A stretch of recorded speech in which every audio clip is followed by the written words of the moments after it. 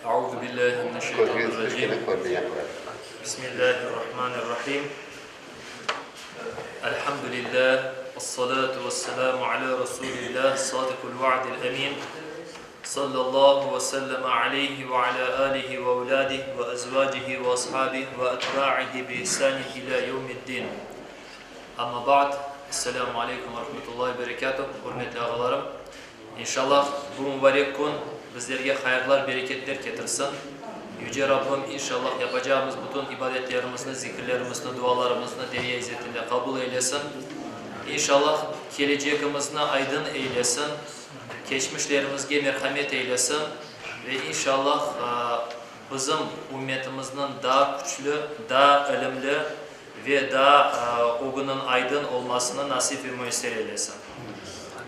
Hürmetli ağalarım, İnşallah bugün sizinle beraber laf edeceğim, paylaşacağım bir mevzu ilim hakkında olacak ve onu inşallah hep beraber müzakere edeceğimiz, tekrarlayacağımız. Daha evvel elbette bu mevzularını birkaç kere anlatkanımızdır ama inşallah Allah nasip ederse tekrarlanmakta fayda vardır. Tekrar ahsen velev kâne 180 kere olsa da tekrar yaşlıdır. Araplarda tekrar alemel himar diler. Tekrarlamak eşekle bile öğretirdiler. İnşallah bize eşek kadar olmasak da bizler için inşallah bu öğretmeye fayda getirir diye düşünüyorum. Birinciden bu mevzu niçin seçildi? Yaz tatilindemiz. Yaz tatilinde olduğumuz için bizim ballarımız okuldan çıkaran uzaklaştılar. Oynayla bu vakitte ne yapmak gerek? Bu vakitte onlar için hayır yollarına yönlendirip camilerde ya da bir hocanın yanında, bir imamın yanında bizim dinimizin öğrenmesi için yapmak gerek. Onu fırsat edip kullanmak gerek. Çünkü bir Müslümanımız dedikten sonra eğer Kur'an'dan bir kulüvallah bilmezsek, bir elhamdı bilmezsek Müslümanlığımızdan ne diyeyim? Bir m harfi bile bilinmegen olur. Onun için ne yapayım? İnşallah bu vakitte bizler faydanı geçirmeye çalışayım. Onun için ben bunda hemen ne yapmaya isteyeyim? İlim, yani ilmin dinimizdeki yerini ve bu ilmi öğrengende nelerge dikkat etmek gerek olduğunu bunda tekrar ne yapayım? Açıklığa koyayım. Birinciden ilim ikiye ayrılır. Bir farz olan ilim var. Bir de bu farz olan ilmin içinde farz-ı ayın olan ilimler var ve farz-ı kifaye olan ilimler var. Bunu da unutmayın. Dersiniz hocam ayrılın sonra arasını nasıl anlamaya mümkün? Farz-ı ayın olan ilimler nasıl namaz ise, namaz 5 vakit namaz nedir? Farz-ı ayındır. Yani her birisi yapması gerek. Ben birisinin yerine 5 vakit namazını kılıp olamayayım. Babamın yerine yap olamayayım. Anamın yerine yap olamayayım. Her birisi ozu yapması gerek. Ama cenaze namazı nasıl bir farzdır? Farz-ı kifayedir. Eğer bir yörede bir adam vefat etken olsa, aradan o köyde ya da o yörede yaşayan ne kadar adam var olsa, birden yese, ikiden yese, cenaze namazını kılsalar, kalganlardan günahını yapar, düşer. Ama bu nedir? Farz-ı kifayedir. Birisi yapmazsa o vakit günah herkesin üstüne yatar. Ana ilimde de farz-ı ayın olan ilimler var. Farz-ı ayın demek ne? Eğer bir Müslümanın bilmesi gereken ilimler. Yani başkası böyle yeter bizlerge. Öyle değil. Günümüzde nasıl aldığını adamlar, imamımız var, onun bilgisi bizlerge yeter. Öyle değil. Öyle ilimler var. İmam olsa da her bir adamın bilmesi gereken ilimler. Bir de farz-ı kifaye olan ilimler var. Adamlar arasında bir ikiden yese bilse o yeterlidir. Farz-ı ayın olan ilimler bizim ahiretimizni kurtaracak ilimlerini bilmek her bir Müslümanın üstünde farz-ı ayındır. Tekrarlayayım kendine. Her bir Müslümanın ahiretini kurtaracak ilimlerini bilmek farz-ı ayındır. Her bir Müslüman için. Demek, misal için birisi namaz kılması gerek. Bu farz mı? Farz. Aysa namazını kılmak için gerekli olan ilimlerini öğrenmek onun için farz-ı ayındır. Bir adam bay oldu. Zekat verecek. zekat oğa vermek farz oldu. Zekat verecek kadar bilgiye sahip olması onun için farzdır. Ne yapması gerek? O ilimni öğrenmesi gerek. Varıp imamdan mı öğrenecek, hocadan mı öğrenecek, kitaptan mı öğrenecek? Ama bunu öğrenmesi onun üstünde bir vacip ola, bir farz ola. Onun yanında misal için bir kadın kapanması gerek. Dinimizge göre avreti açık olması haramdır. Avretinin kapanması kadar, yani kaysi yerlerin kapanacağı gerek olsa, onlarını bilmesi onun için farzı ayındır ve kapanacak çünkü. Aynı şekilde akaylar için abdest alacak, bu bilgini bilmek oğa farzdır. Gusül alacak, bu bilgini oğa almak farzdır. Kısaca demek dini bilgilerini yaşamak için ve böylelikle haramga düşmeyip diye cennetke girmek için alınacak bütün ilimler her bir Müslüman için farz-ı ayındır. Her birisi bunu yapacak, öğrenecek. Hayır, detaylarını elbette bilmeyebilir. Bu oğa gerek mi? Bunu yapar? İmam anlatır, hoca anlatır, o fark etmez. Farz-ı kifaye olan ilimler ise bir yerde misal için bir hastalık var. O hastalıktan kurtulacağımız ne yapmak gerek? Doktorunu kıdırmak gerek. Ana o yörede o hastalıkını tedavi edecek bir doktorunun olması farz-ı kifaye olan bir ilimdir. Bir yerde marangoz gerek, bir yerde svarşik gerek, bir yerde elektrik gerek. Doğru mu? Kısaca dünyalık insanın dünyasını kurtaracak ilimlerini öğrenmek ise farz-ı kifayedir. Aysa böyle ayırdı. Dedik, ahiretini kurtarmak için dini bilgilerini bilmek her bir Müslüman için farz-ı ayındır. Dünyalıkını kurtarmak için ilim öğrenmek farz-ı kifayedir. Böylelikle bir adam misal için örnek getireyim, tıp üniversitesinde okuyor. Hekimlik. Şimdi doktor olacak bir adam, benim anda kapanmam ya da benim anda namaz kılmam mağa ağır gelir. Böyle sual sorayım. Men anda okumam için namazlarını kazağa kaldırsam ya da kapanmasam, örtünmesem benim için günah olur mu? Elbette bu adam için bu günah olacak. Niçin? Çünkü dayan çıkayttık, farz-ı ayın olan ilimler var ve farz-ı kifaye olan ilimler var. Hiçbir vakit farz-ı kifaye olan ilim, farz-ı ayın olan ilimden o güne çıkmaz. Çünkü farz-ı ayın farz-ı kifayeden daha mühimdir. Demek bir adam, eğer namaz vakti gelgen olsa, namaz vakti dediğim vakit, misal için buna saat 1'de girecek olsa, çıkan vakti bizde nedir? Saat 5 olsun. 5'e kadar öğle namazını kılacak, o vaktini tapacak bunun için. Ha ben üniversitede okuyayım, benim vaktim yoktur. Ben öyle bir işte çalışan, benim vaktim yoktur. Bunların hepsi onun için geçerli olmayacaktır. Bu adam günah içindedir. Niçin? Çünkü farz-ı ayını terk ettiği için. Farz-ı kifayeni yerine getireceğim diye. Böylelikle hürmetli ağalarım, biz eğer diyorsak benim yüreğim temiz, o temizlikini yapmak gerek, kazanmak gerek. Bir adam farzlarını terk edip, günaha bakıp, haram içip ya da başka haramlar aşıp da o'zining yüreğini, imanını kirletip, son benim yüreğim temiz deb o'zini aldatmasında hiçbir faydası olmayacaktır. Ne yapayık aysa dinimizni temelinden öğrenmeye çaremiz var olsa öğrenmeye tırışlaydı. Ahir kelebilir, ağnayım ama ahiret daha önemlidir. Cennet daha önemlidir. Eğer bir adam cehennemden kurtulmak istiyorsa, şimdi bu dünyasını cennet yapmayıp ne yapması gerek? Cenneti için, geleceği için hazırlaması gerek. Kullanması gerek bu dünyada. Kimse aytmadı bu dünyada her şey kolay olacak.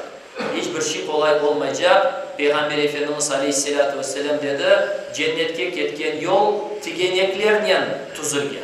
Yani bir adam cennetke girecek olsa ana şu digeneklerge sabredip basıp ne yapacak? Cennetine kazanacak. Ben rahat yoldan keteyim, sonunda da inşallah cennetke girerim. Öyle olmayacak. Bunun yanında Peygamber Efendimiz Aleyhisselatü Vesselam bakınız ne buyururlar diler. Bir babanın evladına kaldıracağı en yakşı miras nedir? Güzel ahlaktır diye. Güzel ilimdir diye. Biz bugün ne yapamız? Birbirimizde ne de görüyoruz? Benim balam doğdu, ben ona babam bir ev kurayım, ben ona güzel bir maşına alayım. Onun dünyalığını düşünüyoruz. Dünyalığını kurtaracağımızı düşünüyoruz. Yaxşı bir üniversiteye vereyim, okusun, yaxşı böyle bir doktor olsun diye düşünüyoruz. Ama onun yanında birinci düşünülmesi gereken onun ahiretini, onun cennetini unutamaz. Son özümüz vefat etken son arkamızdan bir kulüvallah okuyacak, bir Fatiha okuyacak, 2 rekat namaz kılıp arkamızdan dua edecek bir bala yoktur. Okum o sadaka-i cariyedir. Peygamber Efendimiz Aleyhisselatü Vesselam ne aytar? Adam vefat etken son onun defteri kapanar. Ondan sonra niye kalar? Ondan sonra bir şey kalmayı. Adam bitti. Endi ya cehennem ya cennet. Bir şey onu kurtarmayacak. Ama 3 sınıf insan var. Bunların amel defterleri açık duradi. Kim olar? Birincisi, camilerimiz kurulu elhamdülillah. Ne yapmak gerek? Kol tutmak gerek onlarga. Bunlar hepsi sadaka-i cariyedir. Ne kadar adam anda ibadet etse, dua etse, zikir etse, bizlerin ahiretimizge olar vefat etsek de kitabımızga yazılmaya devam edecek. Birincisi bunlar, camiler, kuyular, Afrika'ya bakınız, adamlar su tapıp olamaylar. Yağmurdan kalkan, kirli, çürük sularını içerler adamlar. Biz bunda ne yapamız? Otmeklerini çöplükке atamız. Etlerini aşağı bitire almayız. Köpeklerge atamız. İşte bizim sadaka-i cariye olacak, başka Müslümanların canını kurtaracak ve bizim ahiretimizni de kurtaracak bir güzel bir örnek var Peygamberimizden. Niçin onu canlandırmayın? Ve en önemlisi, ikincisi Peygamber Efendimiz Aleyhisselatü Vesselam özünden son faydalı ilim kaldırgan kimse.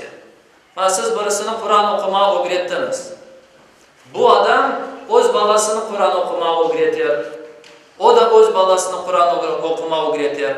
Yakın dostunu okumayı öğretir. Apayını okumayı öğretir. Siz vefat ettiniz ama sizin kaldırdığınız ilim, balaban böyle bir kitap yazdım, böyle düşünmeyiniz. Küçük bir şey olsun, bir hadis öğretiniz. Bir Kur'an'dan bir ayet öğretiniz. Peygamber Efendimiz Aleyhisselatü Vesselam'ın ayettiği gibi "Belliğu anni velev ayet." Bir ayet olsa bile, menden bir tane ayet olsa bile, ona ulaştırınız başkasına. Aytınız.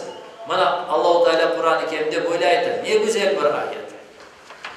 Ve üçüncüsü ne diyor Peygamber Efendimiz Aleyhisselatü Vesselam?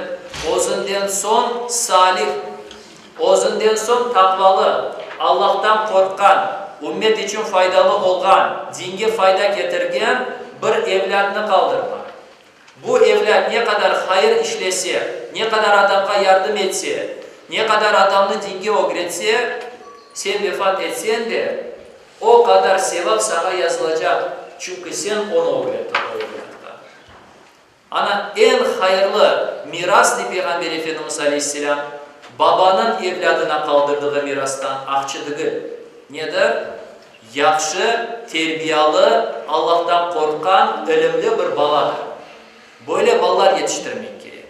Eğer biz geleceğimizin yaxşı olmasının, aydın olmasını istesek, bu bizim için temel kuraldır. Çünkü Allah-u Teala Kur'an-ı Kerim'de ne aytar? Eğer siz bu dinine ayakta tıklemeseniz, Allah-u Teala sizlerini yok eder ve sizin yerinizge Allah'ın onlarını sevdiği ve onlarının da Allah'ını sevgen kimselerini ortaya çıkarar ve onlar bu işini yaparlar diyor Allah-u Teala. Ve hiçbir müşriknin, kafirinin kınamasından da korkmazlar diyor Allah-u Teala. Bu pek önemlidir.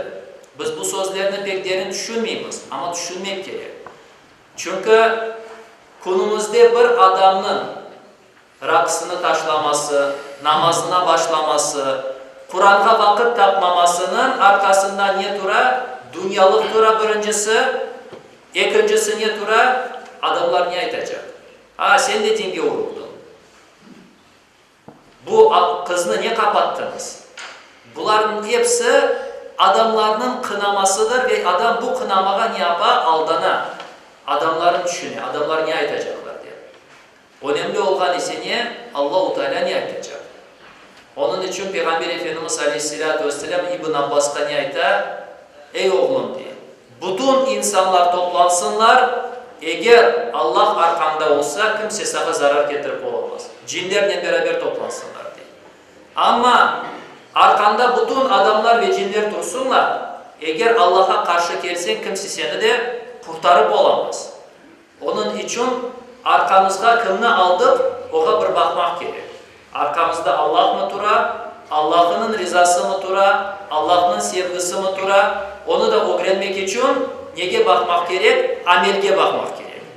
Adam güzel bir aytabilir, ben Allah'tan korkam, benim yüreğim temiz. Ama onun pratikte bir meyvesi olmazsa, onun ayttığı sözler tek dilde kalır. Onu ne yapmak gerek? Onu pratikte tokmak gerek. Onu amelde göstermek gerek. Çünkü Ömer radıyallahu anh ne aytar? Nahnu nahkumu biz zavahir. Biz insanların nasıl bir insan olduklarına dış görünüşe göre hüküm veriyoruz. Vallahu yahkumu bis sarair. İçini bilgen tek Allah'tır. Ben kimsenin içini bilmiyorum. Belki de gerçekten yaxşı bir adamdır. Ama eğer yaxşı bir Müslüman olsan, zahir olan dış görünüşünü onu ne yapmak gereksin? Göstermek gereksin. Namaz, oraza, zeka, sakal, kızın var olsa onun kapanması, akçın var olsa onun sadakasının verilmesi, yani ne yapmak gerek? Bunların hepsini amelge tokup yaşatmak gerek. Ve Peygamber Efendimiz Aleyhisselatü Vesselam bir hadis-i şerifinde ne buyurdular? Hiçbir peygamber ilimden başka miras kaldırmadı. Niye kaldırdılar onlar? İnsanlara ilim kaldırdılar.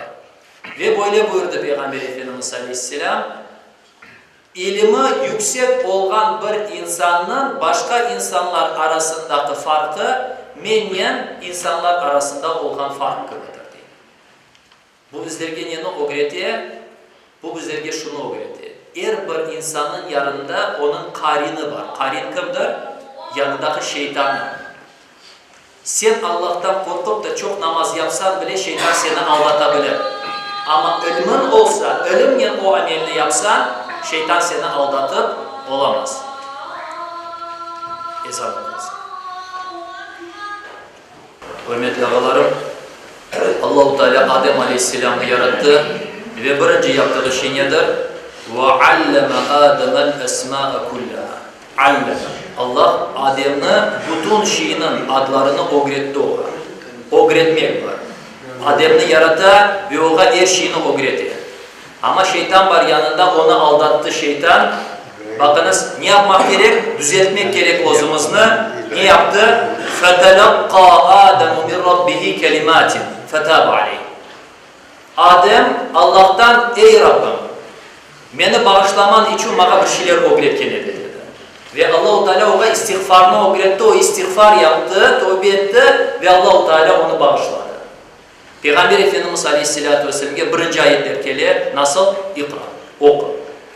İşte hürmetli ağalarım, bu ümmetini, bu milletini güçlü yapacak, olguya alt varacak, şeytandan kurtaracak, ahiretini kurtaracak en birinci şey ilimdir ve bu dini bilgidir. Kur'an'ı öğrenmek için, dinimizni öğrenmek için mutlaka ne yapayız? Vakit tapayız. Ve ahiru davvan elhamdülillahi rabbil alemin.